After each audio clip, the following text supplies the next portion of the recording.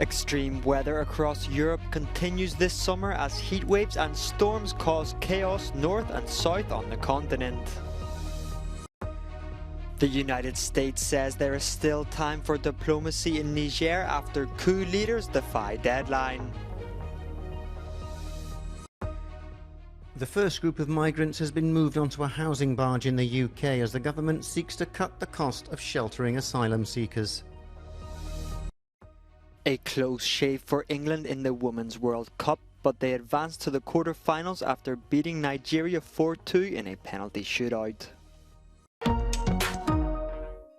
Firefighters on the Italian island of Sardinia continue to battle a series of wildfires. Emergency crews' efforts were complicated by strong winds blowing across the Mediterranean. On Sunday, around 600 people had to be evacuated from different areas of Sardinia. As temperatures reach over 40 degrees Celsius in some parts of Portugal, authorities said wildfire risks would remain very high or at maximum level across the entire country over the coming days.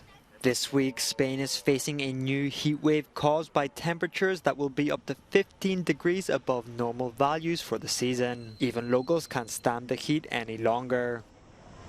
Deseando irme de vacaciones pasado mañana, que me voy para Suiza y quitarme un poquito del calor de aquí porque es bastante insoportable, la verdad. Meanwhile, the death toll from days of heavy rains and flooding in Slovenia has climbed to 6, police said on Monday, as the country called on the European Union for help with the aftermath of torrential flooding.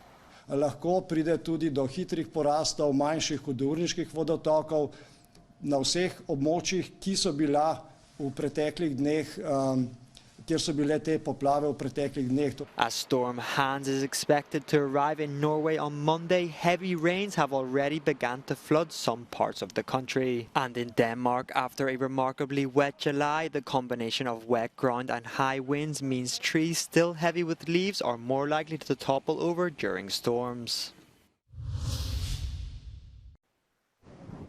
At least 18 people have been confirmed dead and 16 are still missing after a powerful landslide last Thursday in a mountainous region of Georgia. The worst affected area was around Shovi, 140 kilometers northwest of the capital Tbilisi. Buildings, bridges and roads around the resort were destroyed in the district, which is dotted with cottages and small hotels. Around 400 emergency workers, firefighters, police and volunteers are involved in the rescue operations. დასასვენებლად იყვნენ ამოსული.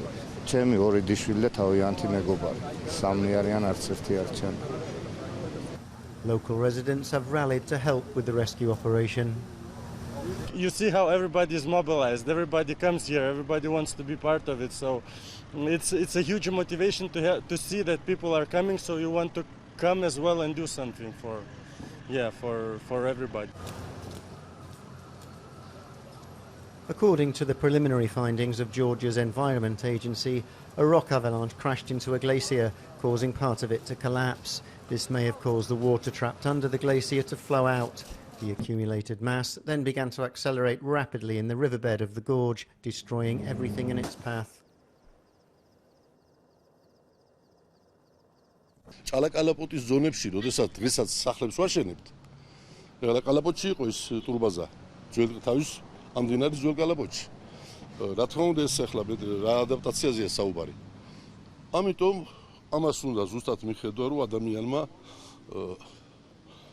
თავისი საკარბიდო მონაკვეთი, საცხოვრისი, ინფრასტრუქტურული ობიექტი მოაწყოს ისე, რომ ამ კლიმატის გლობალურ ცვლილებას გაუძლოს. Rescue operations are continuing and the government's investigating any possible violations of safety regulations in the area. A quiet day in Niamey after Niger's military junta defied Sunday night's deadline to restore the elected government or face possible military intervention. Leaders of the ECOWAS regional bloc said they would meet on Thursday to discuss next steps. Residents are taking it in their stride. Nous ne sommes pas inquiets parce que nous comptons sur notre armée. L'armée nigérienne, ce n'est pas une armée à négliger. Ce sont des gens responsables. On ne connaît pas la guerre sur les gens. Nous aussi, les gens nous sont tranquilles. Mais maintenant, ça fait quelques jours que tout là où tu passes, les gens qui sont au village, les gens qui sont où il va appeler les gens, on dit que Niger, il y a un gars qui va venir, il y a un quoi. The United States has suspended millions of dollars in aid to Niger until President Bazoum is reinstated. On Monday, officials were still hopeful. The window of opportunity is definitely still open. We are focused on finding a diplomatic solution. We're in close contact with ECOWAS leadership. Ahead of the ECOWAS meeting on Thursday, it's still unclear what the group will do with the region increasingly divided between countries, including Mali and Burkina Faso, who support the junta, and others like Guinea and Algeria who are opposed to the use of force. Ukrainian President Volodymyr Zelensky on Sunday hailed the country's air force and its defence against Russian missiles and drones. Addressing soldiers on Ukrainian Air Force Day, Zelensky praised Western military support and claimed Moscow had failed to destroy Kyiv's military branch despite recent strikes against its air bases and grain terminals. Ми зробимо все, щоб український повітряний щит ставав тільки міцнішим. Саме тут, саме в нашому небі, можемо довести, що терор програє. Всі разом можемо це довести. Всі партнери. Дуже важлива відповідальна позиція кожного з партнерів щодо постачання систем ППО і ракет до них.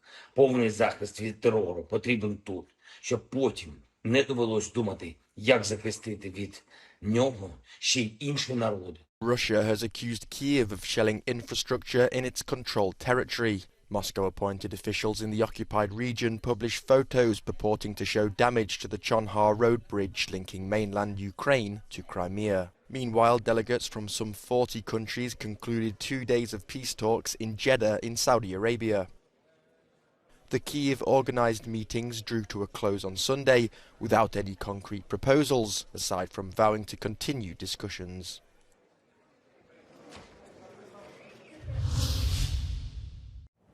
An explosion at the Turkish port of Derince has injured at least 12 people, 3 of them seriously. The blast occurred on Monday afternoon at a grain depot while wheat was being unloaded from cargo ships. Videos on social media showed a dense cloud of smoke rising above the port, some 90 kilometers southeast of Istanbul. According to state media, the initial investigation found that the explosion was caused by wheat dust compression during transfer. The first group of UK asylum seekers has been moved onto a giant housing barge on the south coast of England. The government's aiming to cut the cost of sheltering migrants wanting to settle in the country. The Bibby Stockholm's moored at Portland Port in Dorset, where the migrants were met by a small group who were protesting against the government plan. Mind the right spot. I surely hope you can. Refugees are welcome here. The way that the government has been running their asylum policy is set up to target these people and to scapegoat them. And I think, you know, that starts from the top. And we should be sending a welcome message locally but nationally as well. The British government wants to use barges and former military bases to house some migrants as the cost of putting them up in hotels soars. Opposition MPs and migrants' rights activists say the core of the problem is the lack of legal options for migrants seeking asylum. Extreme weather in the form of Typhoon Khanun is forcing the evacuation of tens of thousands of scouts at the World Jamboree in South Korea. Officials were struggling to find appropriate temporary accommodation in community halls and educational facilities around the Seoul area, as more than 1,000 vehicles were mobilised to move the teenagers to safety ahead of the expected storm. 이번 계획은 태풍이 내습할 경우 전라북도가 영향권에 들게 됨에 따라 잼버리 영지 운영에 어려움이 예상되어 8월 6일 어제 대통령께서 정부 차원의 대책 마련을 지시함에 따라 마련되었습니다. 이번 대피 계획에는 세계 연맹 및 각국 대표단의 우려와 요청도 반영하였습니다. The storm threat comes after days of intense heat that forced thousands, including US and British scouts, to abandon the gathering. A number of young people had to be treated for heat-related ailments.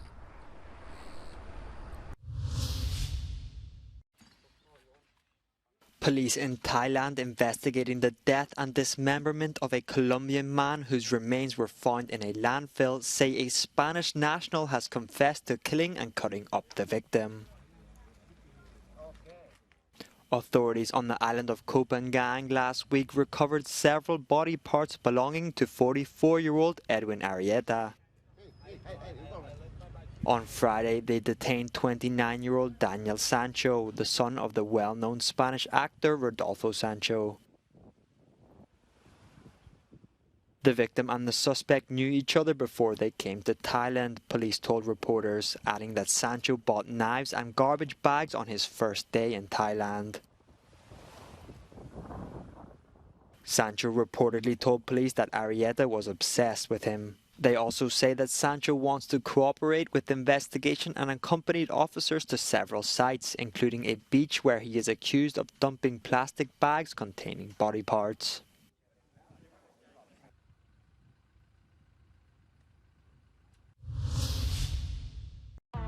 England scraped through to the quarter-finals of the Women's World Cup on Monday after nudging out Nigeria on penalties. The game ended 0-0 after regulation and extra time, with the European champions eventually winning the shootout 4-2. The Lionesses will next take on either Jamaica or Colombia and will have to make do without their star player Lauren James, who was handed a red card in the 87th minute.